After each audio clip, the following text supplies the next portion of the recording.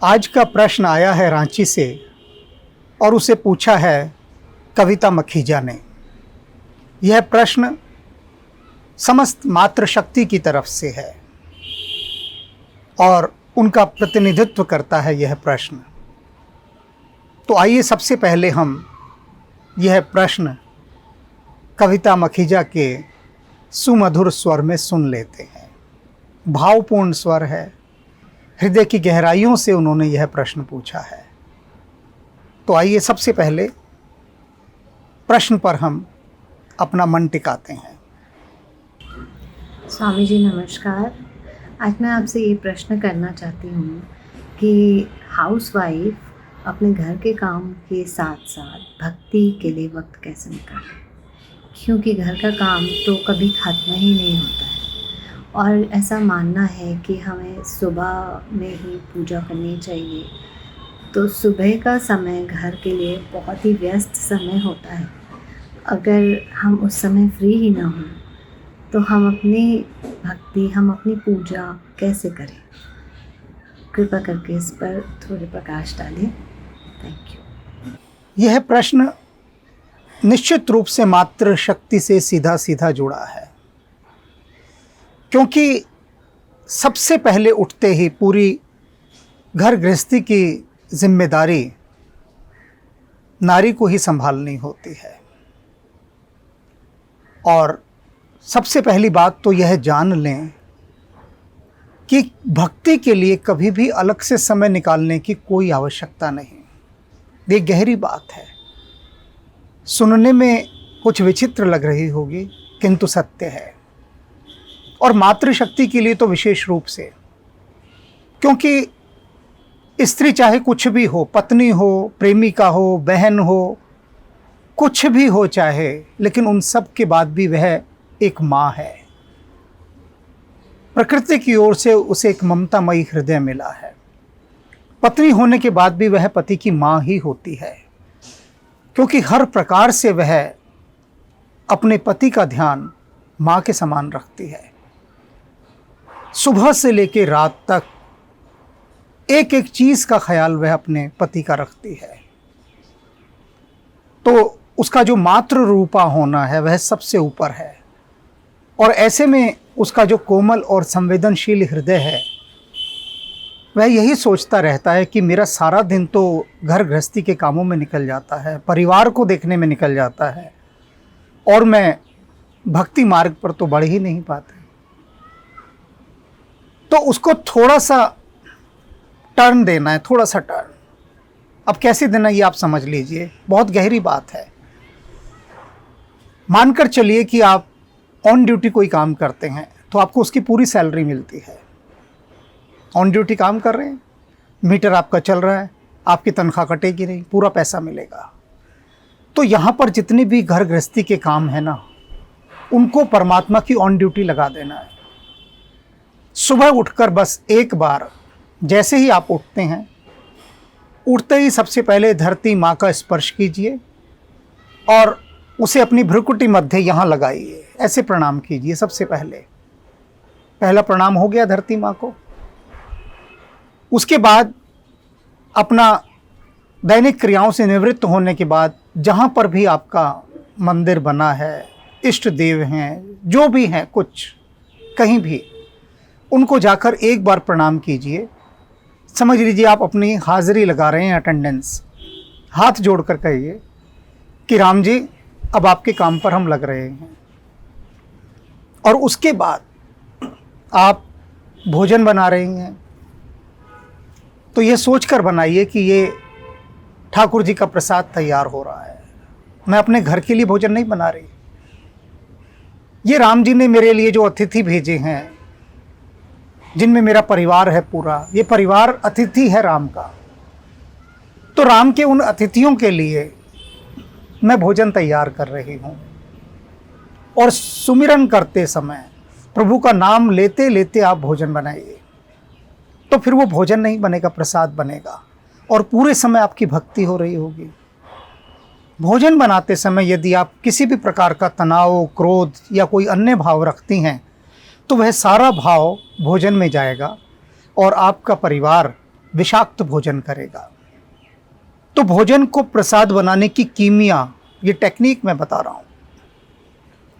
रसोई में प्रवेश करते ही अपने मन में भक्ति भाव धारण करें। जितने समय आप रसोई में हैं, उस भक्ति भाव के साथ आप प्रसाद तैयार कीजिए। भोजन नहीं, जो बना रही हैं प्रसाद है, तो उसकी गुणवत्ता बदल जाएगी, क्वालिटी बदल जाएगी, वह फिर भोग हो जाएगा प्रसाद परमात्मा का। तो रसोई के अंदर आपका पूरा समय परमात्मा के नाम पे चला गया, मीटर डाउन है आपका। आप कपड़े धो रही हैं, पोछा लगा रही हैं, झाड़ू लगा रही हैं, जो भी घर का काम कर रही हैं, उस हर घर के काम को करते समय अपने जो सिमरन की धारा है उसको अविरल बहने दीजिए। उसकी याद बराबर बनी रहे, टूटे ना। शुरू में बहुत कुछ होगा ऐसा, धारा टूटेगी, लेकिन उसकी फिक्र नहीं करनी, क्योंकि शुरू में जो अभ्यास करते हैं वो गिरते भी हैं, उठते भी हैं, फिर सद जाते हैं। तो ये छूटेगा बराबर प्रयास, लेकिन आप करते रहिए। जो भी सारा दिन आप कर रहे हैं, जो भी, अब ये बात दोनों पर लागू है, पुरुषों पर भी और स्त्रियों पर भी, जो भी कर रहे हैं, वो कहते हैं ना, तेरा तुझको अर्पण क्या लागे मेरा। अपने ऊपर कुछ नहीं लगाना, बस अर्पित करते चलना है, समर्पित करते चलना है। ऐसा करते करते आप पाएंगे कि आपकी जो ध्यान की धारा, यदि आप 10-15 आधे घंटे के लिए सुबह सारे काम छोड़कर बैठते थे, वो आपकी सारी धारा अहिर्निश दिन रात चल रही है। आप हर समय उसके साथ जुड़े ही हुए हैं।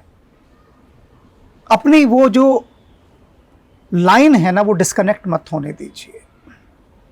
हर तरफ, हर समय उसका ख्याल रहे, उसका भाव रहे, और एक ऐसी स्थिति आएगी ये करते करते कि फिर आपको लगेगा कि भीतर कोई शक्ति जाग रही है। आप सोचिए ना, एक कुएं से 24 घंटे पानी खींचा जाता रहा हो, 24 घंटे।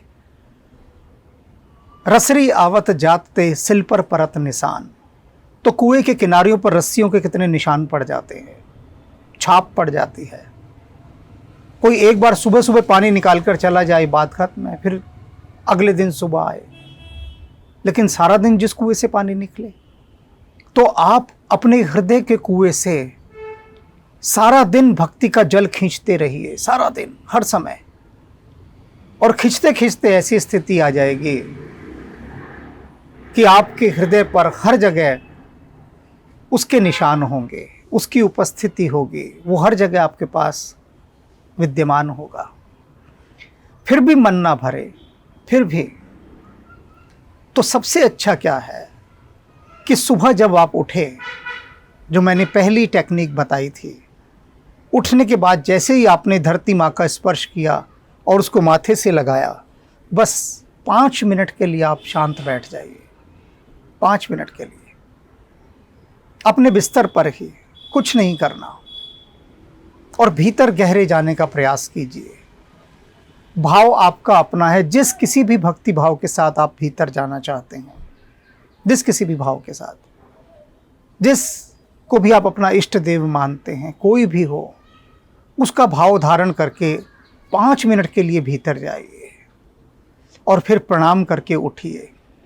आपकी अटेंडेंस का मीटर डाउन उसी वक्त, क्योंकि आपने कह दिया अब हम आपके काम पर लग रहे हैं। जो संस्था में काम करते हैं, नौकरी करते हैं, वो इस बात को, उदाहरण को अच्छे से समझ लेंगे कि आप अपने ऑफिस गए, ऑफिस जाने के बाद आपने अटेंडेंस लगाई और आप ऑफिस के काम में लग जाते हैं। क्या आप अपने बॉस का बार बार नाम लेते रहते हैं? आपका तो ध्यान भी नहीं होता बॉस की तरफ, बस काम की तरफ ध्यान है कि आप उसका दिया काम कर रहे हैं और उसके दफ्तर में आपने हाजिरी लगा दी है। फिर आप नाम वाम कुछ नहीं लेते, सिर्फ काम करते हैं। काम में ही नाम छुपा है, ये जान लीजिए आप। ये सबसे गहरी वाली बात है।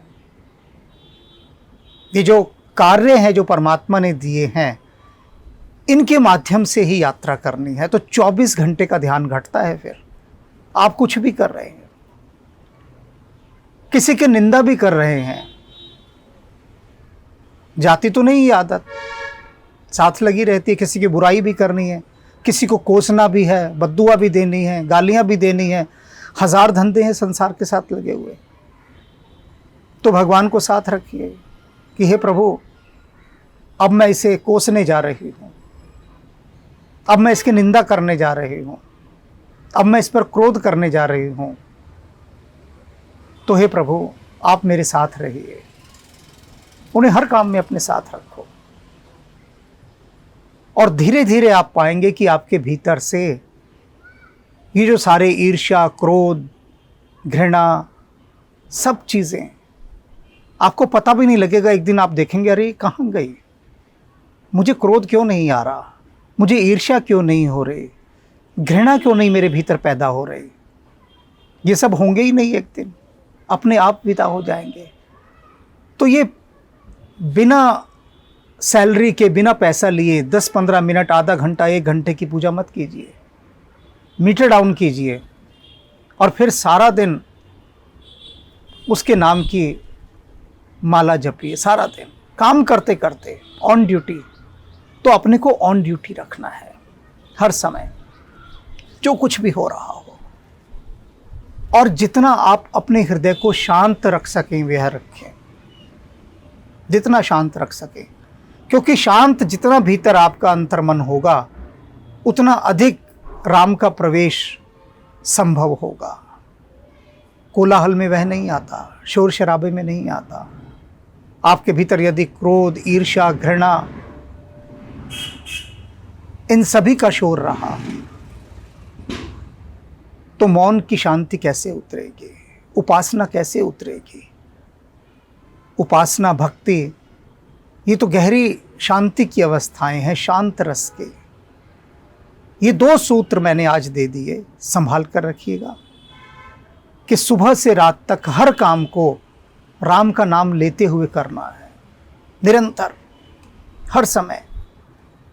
एक ऐसा समा बंध जाएगा भीतर, एक ऐसा संगीत पैदा होगा कि उस संगीत की अनुगूंज से आपकी आत्मा गूंजने लगेगी, आप झूमने लगेंगे। कुछ ही दिनों में आप पाएंगे कि आपका नया जन्म हो गया है। आप वे तो है ही नहीं जो पहले वाले थे। फिर आप जब दर्पण को देखेंगी तो एक गीत गा उठेंगी, मैं वही दर्पण वही, न जाने ये क्या हो गया, कि सब कुछ लागे नया नया, सब कुछ लागे नया नया। मैं वही दर्पण वही, ना जाने ये क्या हो गया, कि सब कुछ लागे नया नया, कि सब कुछ लागे नया नया।